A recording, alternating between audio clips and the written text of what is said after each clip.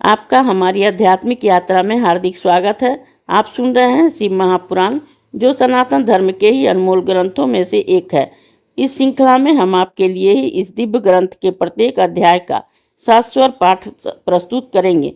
आइए इस ज्ञान और धर्म की ही यात्रा को आरंभ करें। भगवान महादेव की महिमा और उपदेश से ही सजी इस पावन कथा के साथ ही ओम नमः शिवाय। 45वां अध्याय, शिव जी का सुंदर स्वरूप वर्णन।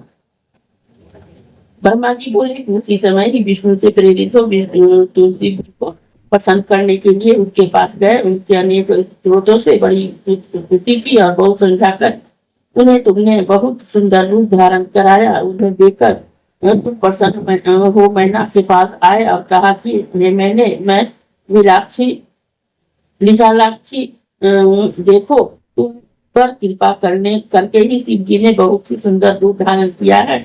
मैना ने देखा कि शिव जी ने करोड़ों सूर्य के समान ही तेज वाला सुंदर रूप धारण किया। उनके सभी अवयव सुंदर थे और वे विचित्र वस्त्र धारण किए थे और उन्होंने अनेकों प्रकार के आभूषण से अलंकृत थे। उनका वह गौर कांतिमान रूप और सिर के अग्रभाग को चंद्रमा की रेखा शोभित थी। विष्णु आदि सभी देवता प्रेम से उनकी स्तुति कर रहे थे और फिर सिर पर ही सूर्य का छत्र और चंद्रमा शोभित थे। उनका परम रमणीय वृषभ तो और ही शोभायमान था। गंगा और यमुना दोनों ओर से चमक जुड़ा रही थी तथा आठों सिद्धियां जिनके आगे नृत्य कर रही थी। मैं और विष्णु आदि सभी देवताओं के आचरण में लगे थे। अनेकों गण जय जय शब्द करते हुए अति प्रसन्न हो आगे चल रहे थे। स्त्रियां सहित देवताओं को अलग से ही शोभा हो रही थी। अप्सराओं सहित ही विश्वासु आदित्य गंधर्व शंकर जी का यशोगान करते हुए आगे चल रहे थे। उधर हिमालय के द्वार पर ही अलग ही महोत्सव हो रहा था।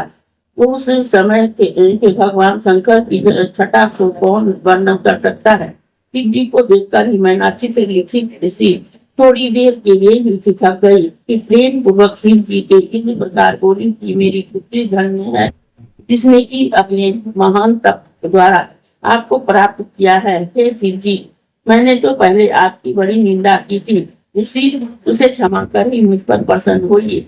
पुत्री इस प्रकार से कहकर नम्र को उस चंद्रशेखर भगवान की स्तुति करने लगी। उस समय शिव दर्शन की लालसा से नगर की सब स्त्रियां वहां आई, जिसके विविध रूप श्रृंगार एवं भक्ति भाव का वर्णन नहीं हो सकता। नगर निवासी स्त्री पुरुषों ने ही शिव जी का दर्शन कर अपने जन्म सफल माना। शिव पार्वती की जोड़ी की प्रशंसा करी। सबने ब्रह्मा से उस रचना की प्रशंसा की और इस प्रकार से शंकर के दर्शन और सभी कृतार्थ हुए। फिर तो पहले जैसे लक्ष्मी नारायण को और सरस्वती ब्रह्मा को पाकर शोभित हुई, वैसे ही पार्वती शंकर को प्राप्त हो परम शोभा को प्राप्त हो गई। सबने चंदन और अक्षतों से ही शिव जी की पूजा की तथा साधन फूलों से वर्षा की। सभी लोग मैना और हिमालय के भाग्य की प्रशंसा करने लगे। उसे सुनकर विष्णु आदि देवताओं सहित भगवान शंकर भी प्रसन्न हो गए। इस अध्याय के श्रवण हेतु आपका हृदय से धन्यवाद। हम आशा करते हैं कि शिव महापुराण की यह दिव्य कथा आपको आध्यात्मिक शांति और गहन ज्ञान प्रदान कर रही होगी। कृपया अगले अध्याय के लिए हमारे साथ जुड़े रहें और अपने सुझाव एवं भावनाएं कमेंट के माध्यम से अवश्य साझा करें। धर्म, भक्ति और ज्ञान की इस पावन यात्रा में आपका साथ हमारे लिए अत्यंत मूल्यवान है।